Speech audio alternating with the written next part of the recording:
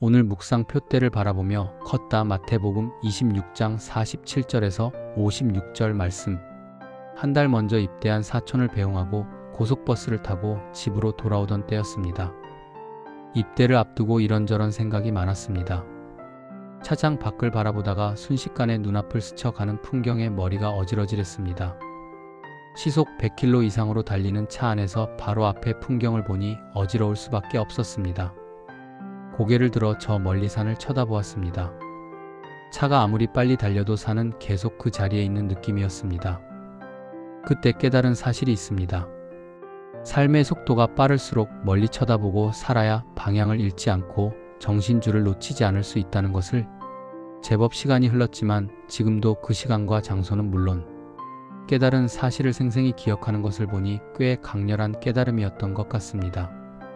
예수께서는 참 바쁜 삶을 사셨습니다.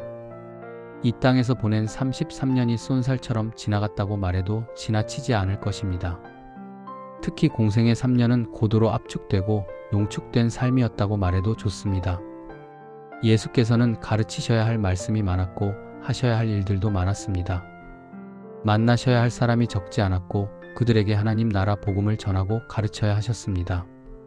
복음서를 통해 발견할 수 있듯이 많은 사람을 만나셨고 그들의 병을 고치시고 필요를 채우셨습니다. 귀신 들린 사람을 온전하게 하셨고 죽은 사람을 살리셨습니다. 그 와중에 군뱅이처럼 더딘 제자들을 가르쳐 그들을 세우셔야 했으니 예수께서 눈코 뜰 새 없이 바쁜 삶을 사셨다고 해야 정확한 표현이 아닐까 싶습니다.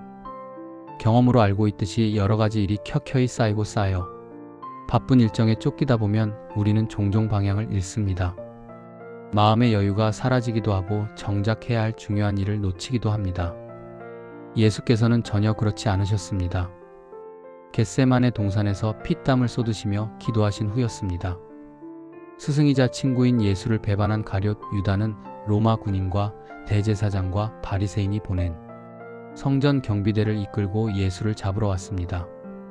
일촉즉발의 상황이었습니다. 방향을 잃어버린 제자 중 한 명은 칼을 꺼내 대제사장의 종을 내리쳐 귀를 잘랐습니다. 선생이자 친구를 지키기 위한 목숨건 행동이었지만 삶의 방향과 목적을 잃어버려서 저절로 튀어나온 행동이기도 합니다. 아니, 애초에 예수께서 이 땅에 오신 목적과 이유에는 관심이 없었고 무엇인지도 몰랐기 때문이겠지요. 그렇게 바쁜 일정에 시달리고 절체절명의 순간을 마주친 예수께서는 어떤 태도를 보이셨습니까? 놀라울 정도로 침착하시고 담담하십니다. 자신을 배신한 가룟 유다와 입을 맞추셨고 칼을 뽑아든 제자에게 칼을 거두라고 말씀하시면서 칼로 흥한 자는 칼로 망한다고 말씀하셨습니다. 지금이라도 당장 12군단이 넘는 천사들을 곁에 세워주시길 청할 수 있다는 것을 말씀하셨습니다. 당신을 잡으러 온 군사들에게도 차분하고 권위 있게 말씀하셨으며 당신의 제자는 모두 보내줄 것을 말씀하셨습니다. 이런 말씀을 하시면서 덧붙이신 말씀을 보면 예수께서 늘 바라보셨던 것이 무엇이며 그 긴박한 상황 속에서도 그 수치스럽고 고통스러우며 두려운 십자가의 길을 걸으신 이유를 알 수 있습니다. 그렇게 되면 이런 일이 반드시 일어나야 한다고 한 성경 말씀이 어떻게 이루어지겠느냐? 라는 말씀과 모든 일이 이렇게 되게 하신 것은 예언자들의 글을 이루려고 하신 것이다 라는 말씀입니다. 예수께서는 하나님 아버지에게서 본 것을 말씀하셨으며 하나님의 뜻을 따라 움직이셨습니다. 예수께서 항상 하나님 아버지를 주목하셨고 하나님의 말씀에 시선을 맞추셨다는 뜻입니다. 예수의 모든 삶이 하나님의 뜻과 하나님의 말씀을 성취하시는 데 초점 잡혀 있었습니다.